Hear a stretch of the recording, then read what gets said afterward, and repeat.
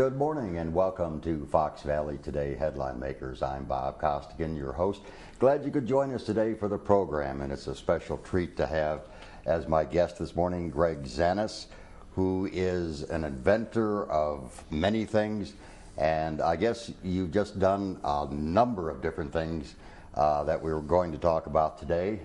And the viewers that normally see the show will notice that things are a little different today because we've got some unusual, I shouldn't say maybe unusual, but different things today to talk about than I normally talk about.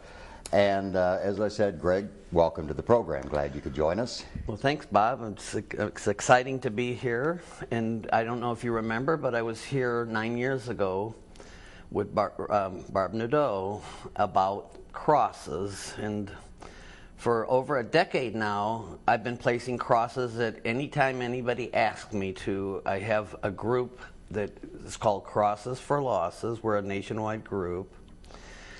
And then with that, April the 20th, 1999, I was called on to go to Columbine High School when 2 gunmen killed 13 other people. When we went down there, we felt it was very important to put up the 2 crosses to include the 2 gunmen because they had mothers and fathers too that did not want to see them go in that direction.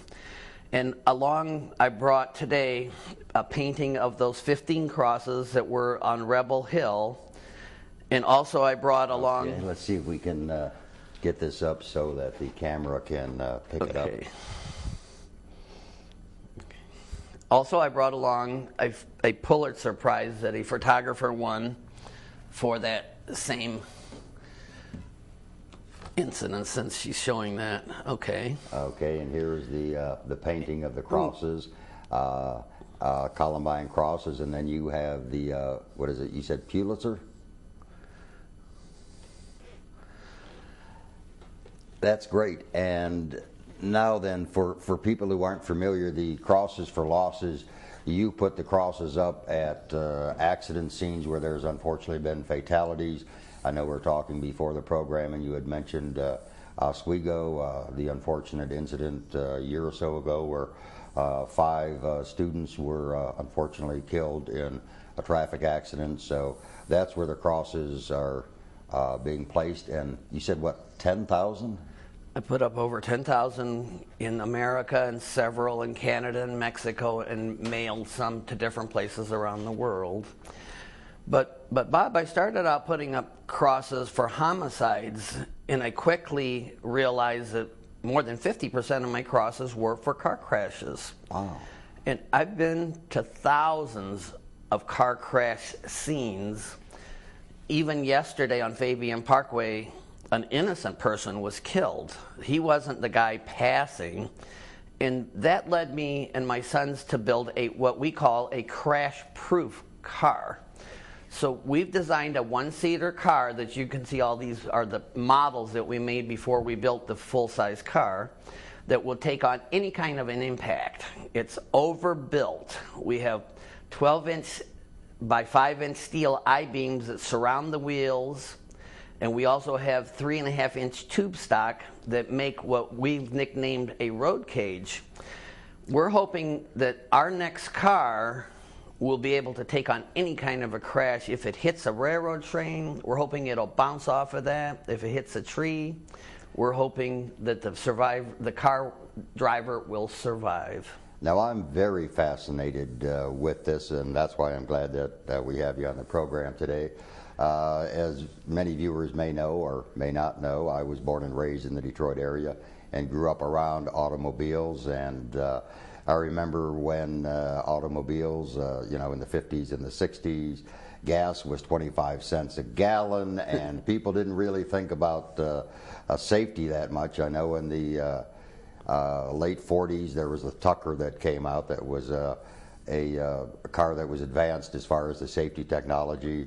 I know in the mid-50s Ford had safety in mind when they brought out a lot of their cars, but unfortunately the safety aspect didn't really catch on. People were more interested in the big fins and the chrome and big engines, and you had cars like the GTO in the 60s and Corvettes and different things. So there wasn't the emphasis put on crash worthiness, nor was there on fuel economy and things like that until into the 70s. And now today, of course, with the price of gasoline being over $4 a gallon for regular, people are looking at ways to save on fuel and alternate energy as well as safety. And so it's great that you've got this. And explain more about your car. Well, a couple of years ago, I joined a club called Fox Valley Electric Auto Association. That's FVEAA.org would be their webpage. And their president, Ted Lowell, and this group have been meeting since the 70s when they started converting electric cars.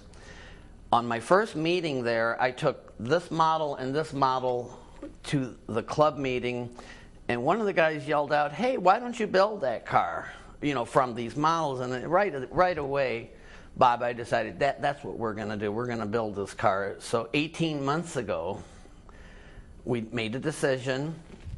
And the very first and only time I've ever spoken at that club meeting, I asked them that, you know, I'm new here and I'm here seeking knowledge that I cannot get in college. That's a song.